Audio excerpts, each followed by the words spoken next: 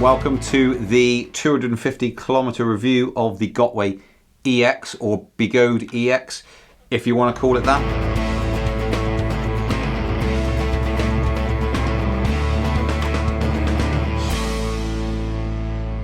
If you haven't seen the first video, go and watch that, because there will be some questions that are answered in that I will not cover, most likely, in this, because this is just a snippet of a follow-up review.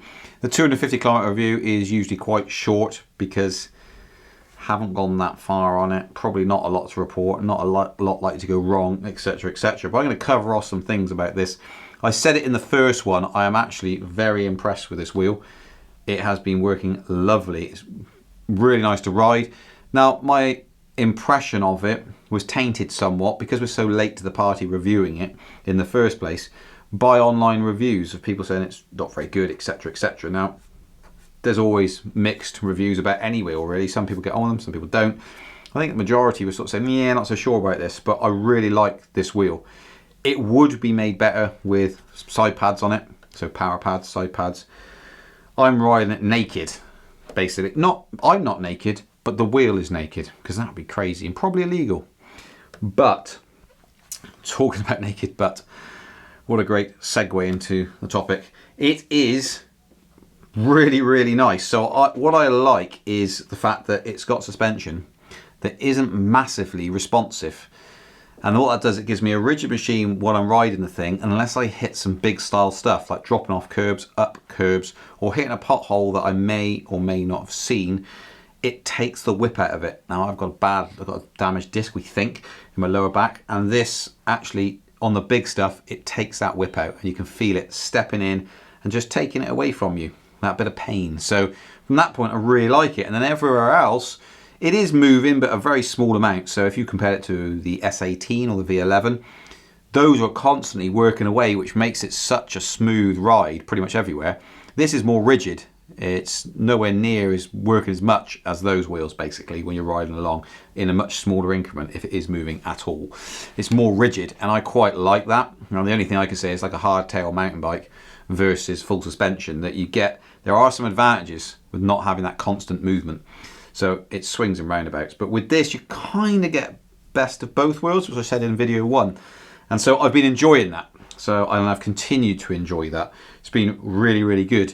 The ride quality from that, and from the tyre, and from the shape of this, and the weight distribution, it just sits really nicely, and it feels really nice to ride. The only thing is, because it's such a big heavy wheel, is the acceleration, which would be solved with power pads.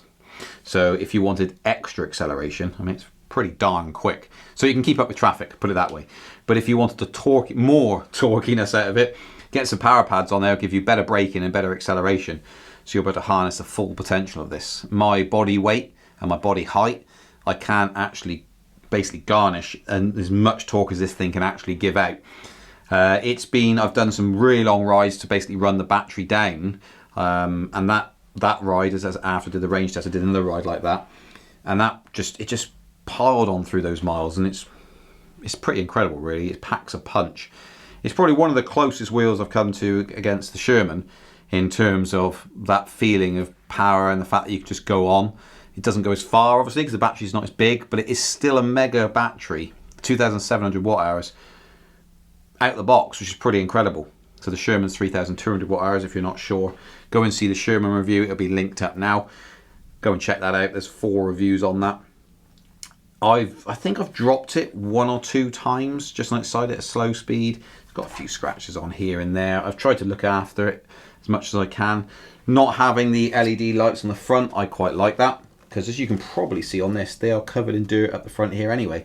It's weird, isn't it? This gets covered in dirt on the front. Where it does get covered in dirt is on the back. So on the back, no mud guard. So it gets filled with mud.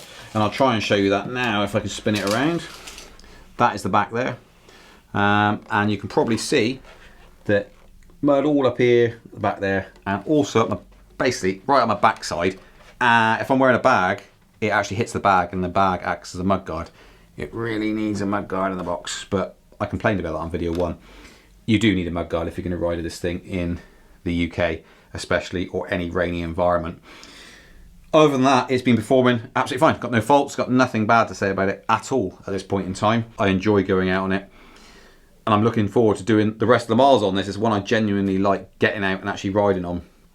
The single charge port, because I'm trying to cram miles on it, I'm plugging a 5 amp into it. So I'm plugging the Sherman charger into this wheel instead of the 3 amp. 3 amp's still pretty quick. Because it's got such a big battery capacity, really, to try and stack miles on, you need 2 charge ports. So it'd be nice to be able to have a 5 and a 3. It hasn't got that. It's nothing major. Unless you're doing 40 miles and then want to go straight back out a couple of hours later, it's not really going to be a problem. But if you want to be doing 80 or 90 miles a day, then it's going to be. There's hardly anybody riding that sort of range every single day, 5 days a week. So I don't think it's going to be an issue using a 3 amp. There's some wheels on the market, similar battery size, not quite, but have got even less power than that, like 1.75 amp chargers. So it comes with 3 amp. It's more than adequate. I'm currently using a 5 amp to try and get as many miles as I can when the weather's good, but you're pretty knackered by the end of it. Front light, super bright. It dims when you stop. That's a nice little touch. It works. Proper utility. It feels like a commuting tool, really, if I'm completely honest. It's like a solid machine. And I really hope it proves its reliability over the next, whatever that's going to be, 550 or whatever it is, kilometers I've got left to do. Yeah, check out the first review if you haven't already.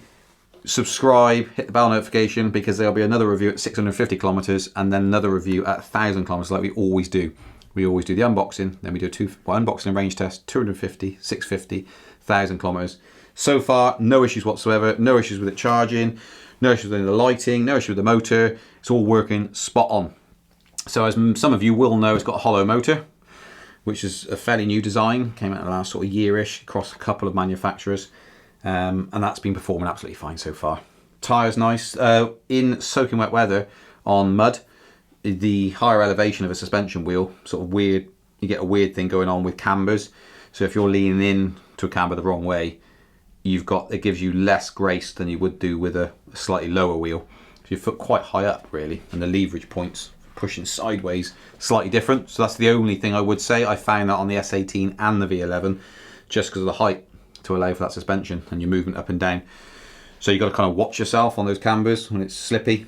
Dry weather, it's been really hot the last couple of days, unusually for where we are, and it's not issues at all. So you're just kicking up dust, sadly without the mudguard to stop the dust coming up. But yeah, I will see you on the 650 kilometer review, and let's just hope the sun keeps shining, because that should be fairly soon then.